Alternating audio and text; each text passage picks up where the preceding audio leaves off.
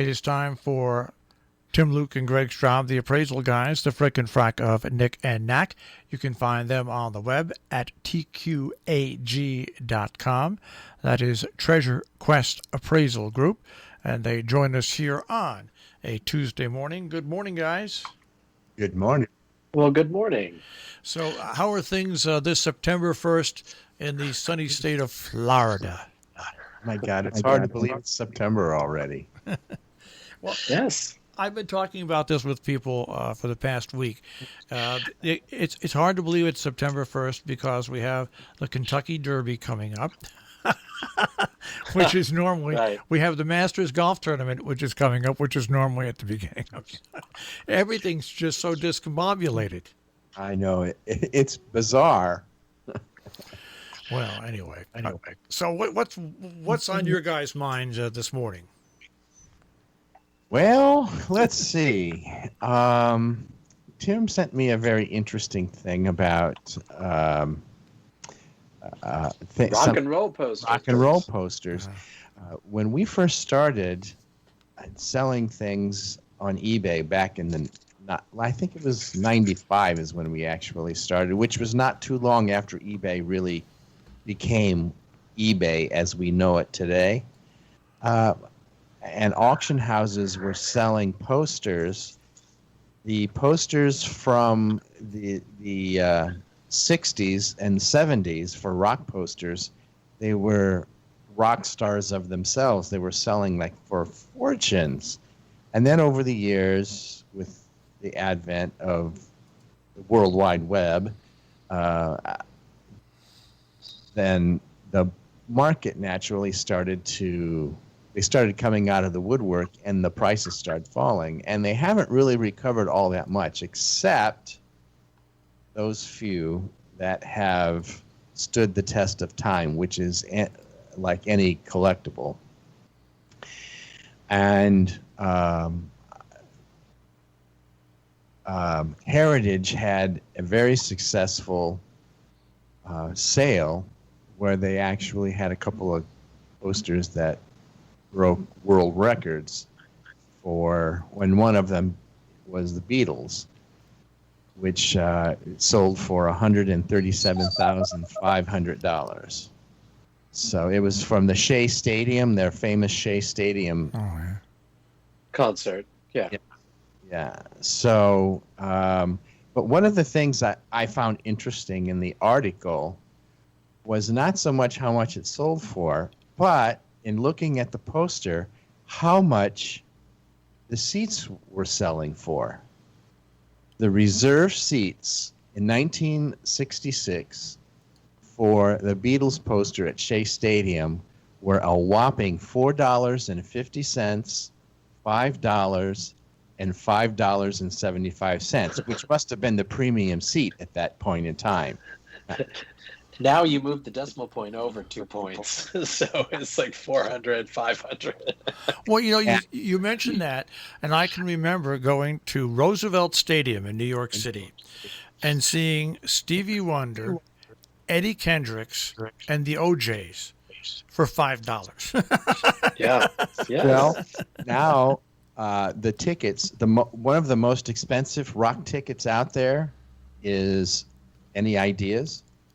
I have no idea. I'm so out of touch with that. The Rolling Stones, $624. Yeah. I would have figured that because when Cat Stevens made a tour in the United States, I was going to buy a pair of tickets because I love Cat Stevens. And they were sold out instantaneously, but the two tickets would have cost me together almost $700. Yeah, $300 and some odd dollars a ticket. Far cry from $5.75, huh? Yeah, well, actually, back then with the amount of money I made, it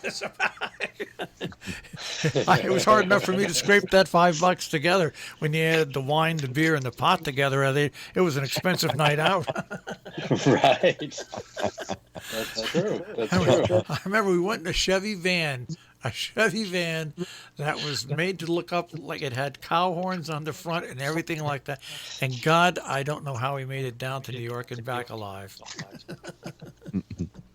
Well, those were the days. The the rock posters from that time period were usually quite flashy. This one was just very plain, mundane, and according to the article, it looked like it was just kind of thrown together at the last minute as a publicity, just to publicize the concert. It was a photograph and some text. But a lot of the other ones from the posters from that time period, from the Grateful Dead, they were very and Jimi Hendrix too. Yeah, all the psychedelic posters, and they're still selling well. But and some of those actually did bring some very good money. But I just remember the heyday of, and I'm sure you do too, Marshall. The heyday of the psychedelic rock posters.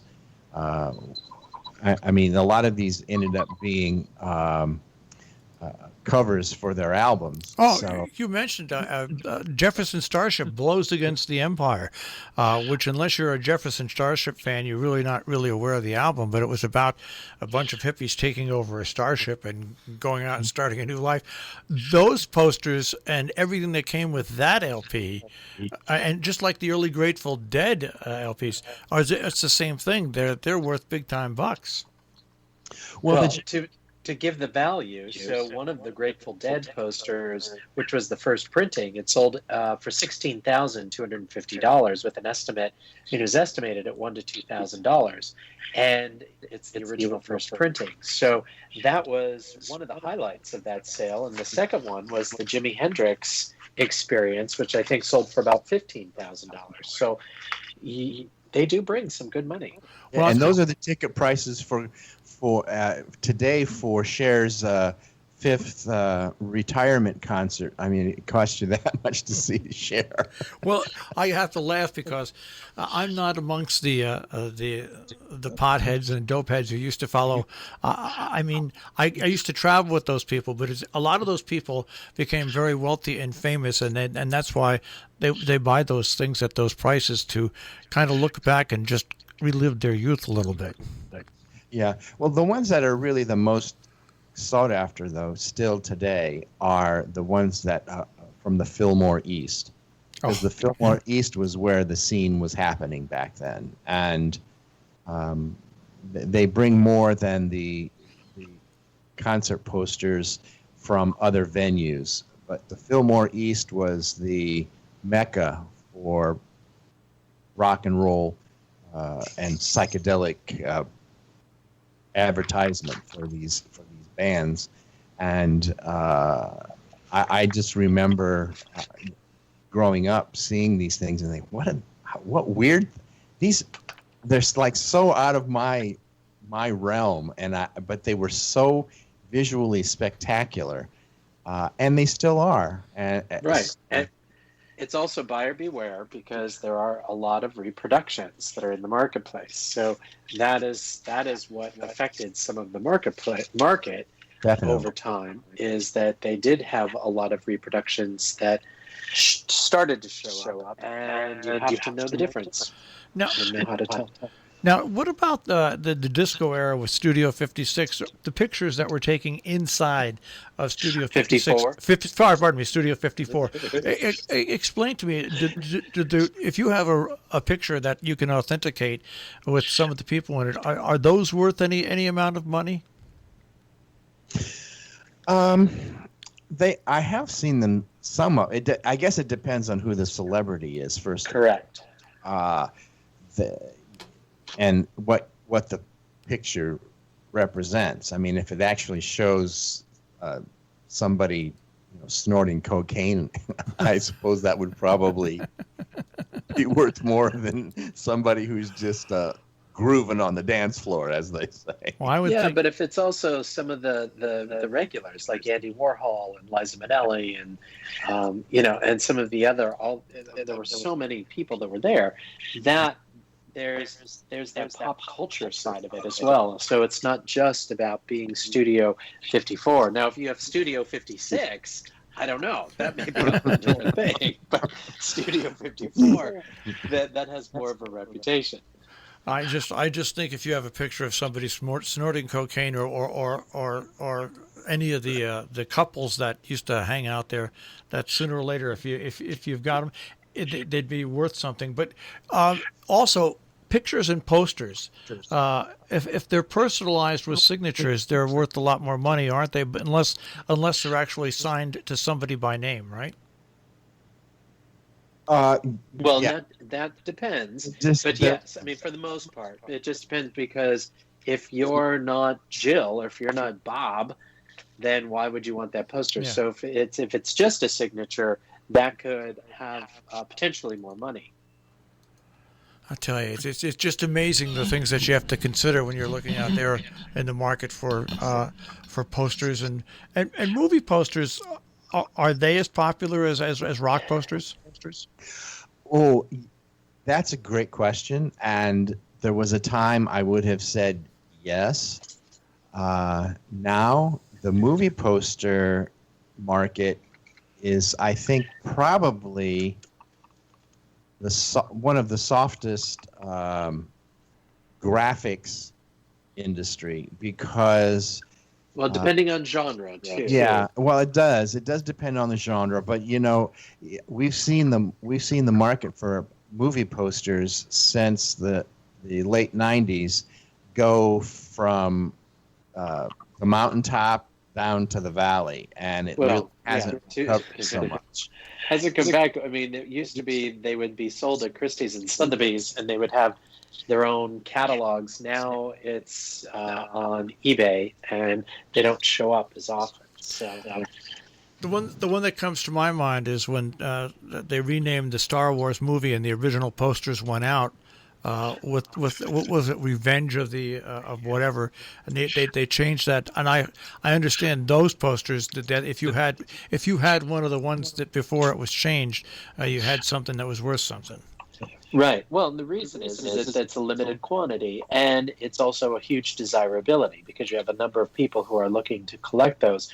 If you have some of the earlier movies, there's not as big of desirability, because the movie fans, may not remember those early, some of the early titles. But then when you get into genres, like some of the Westerns, the people who collect Western memorabilia, like the Western posters, you get into the horror or the early, Dracula and Frankenstein and those types of things. And then you get into the science fiction, because then people who collect sci-fi stuff, comics, and go to Comic-Con, they love those comics. So the movie posters can go up and down depending on the genre, and that's why I said that at the beginning, because it really would depend on that. And one of the other markets that has started from the movie posters industry, and that is the European market for the movies that were released in Europe, especially like some of the Westerns and the spaghetti Westerns. And the posters are not in English, obviously. They're all in whatever language of the country the movie premiered at. And that's become its own collecting genre, where people just collect certain, like French movies, or American movies that were released in France. Or the Italian. Yeah. It's just an amazing world. One day I'm going to have to sit down with you guys and figure out how the hell you all got involved in this. No, really, I've never really asked you that question, and there's not enough time now. That's a couple of bottles of wine, and we'll go through that. But also on the poster realm, I was just doing an appraisal, and there's also travel posters, which are also very desirable. So with that, and that goes into what we then start collecting, as you get food and devices and wine and all different types of other things. But there's a lot of people that have houses that they love the travel posters, because that's been places that they've been, or it depicts just the halcyon days of travel, which harken back to an era that we may never get back to. Harkens back to an era where Americans could travel abroad. Yeah. Without masks. We can't even go abroad with masks now. Most of the countries. No, I know. banned us because we're a third world, you know what, whole country. Oh, gosh. Well, on that rather humorous note, not really humorous, I will speak to you guys next week, and be prepared for the question of how did this whole adventure for you guys start? Be prepared for that question. Boy, that's a. Sure. Do you have this will be an extended show then. That's right. Hey, happy September. You two guys have a good day. Okay, bye-bye. Tim Luke and Greg Strom, the appraisal guys, the frickin' frack of Nick and Knack with Appraise. This, you'll find them at tqag.com on the web.